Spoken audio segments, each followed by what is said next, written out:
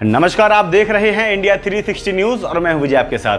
राजस्थान के लोगों के लिए एक बड़ी ही अच्छी खबर आई है कि राजस्थान सरकार ने कर्मचारियों व पेंशन भोगियों का महंगाई भत्ता 17% से बढ़ाकर 28% कर दिया है।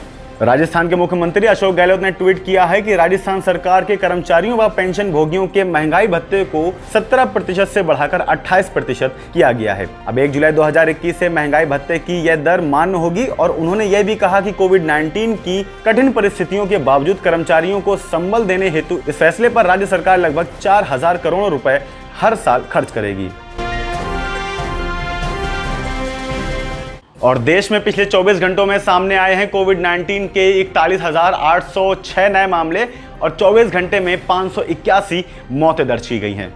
केंद्र सरकार के अनुसार देश में कोविड-19 के 41,806 नए मामले सामने आए, जिसमें कुल संक्रमितों की संख्या 3,09,87,880 हो गई है। वहीं पिछले 24 घंटों में संक्रमण से 581 मौतों के बाद कुल मृतकों की संख्या 4,11,989 हो गई और देश में 3,01,43,850 लोग संक्रमण से रिकवर हुए हैं।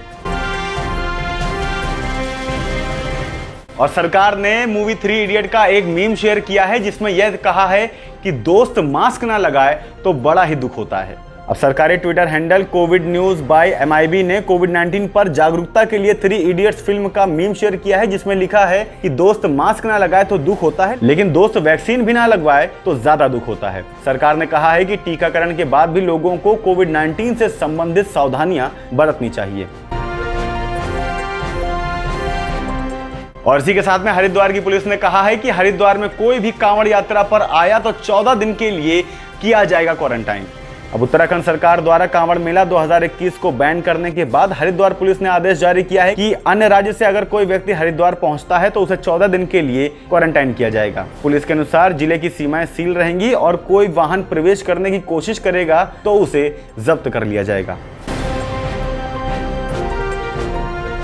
और इसी के साथ में वैज्ञानिकों ने एक डिवाइस बनाई है जिससे पसीने से बिजली बनेगी और आप उसको एक अंगूठी की तरह पहन भी सकते हैं। अब University of California San Diego के वैज्ञानिक ने एक ऐसी डिवाइस बनाई है जो पसीने से थोड़ी मात्रा में बिजली पैदा करने में सक्षम है और इसे उंगलियों पर पहना जा सकता है। इसमें मौजूद चिप उंगली के दबाव को ऊर्जा में बदलती है और इसे पहनकर छोटे मोटे काम करने से यह छोटे उपकरण और सेंसर को भी पावर दे सकता है।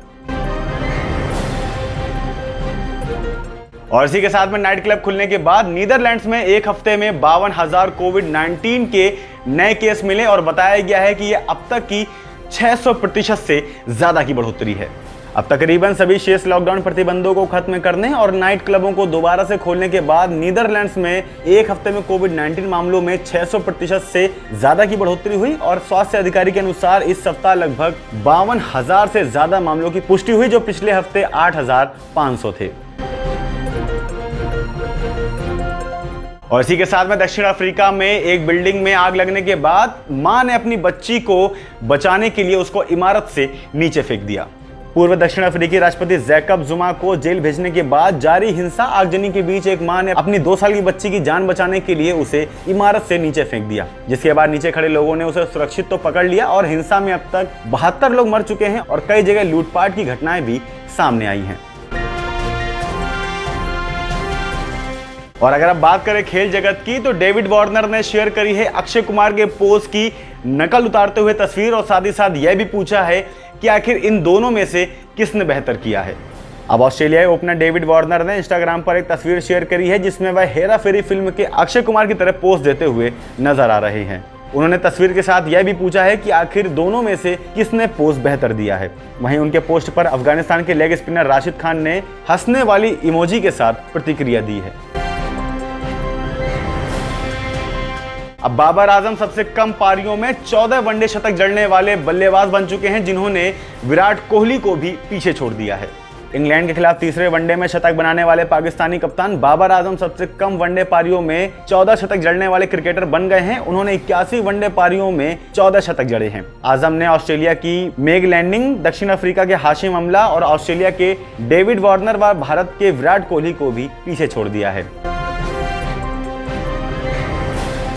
और एक रिपोर्ट्स के मुताबिक इंग्लैंड में भारतीय टीम के एक खिलाड़ी की कोविड-19 की रिपोर्ट पॉजिटिव आई है।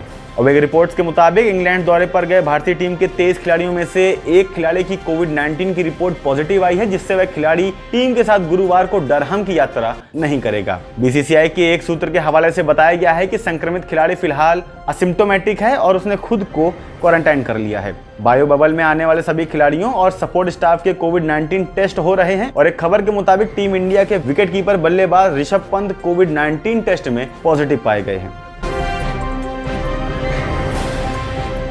और करीना कपूर खान के खिलाफ पुलिस में शिकायत दर्ज करी गई है और आरोप लगाया गया है कि इन्होंने धार्मिक भावनाओं को आहत पहुंचाई है।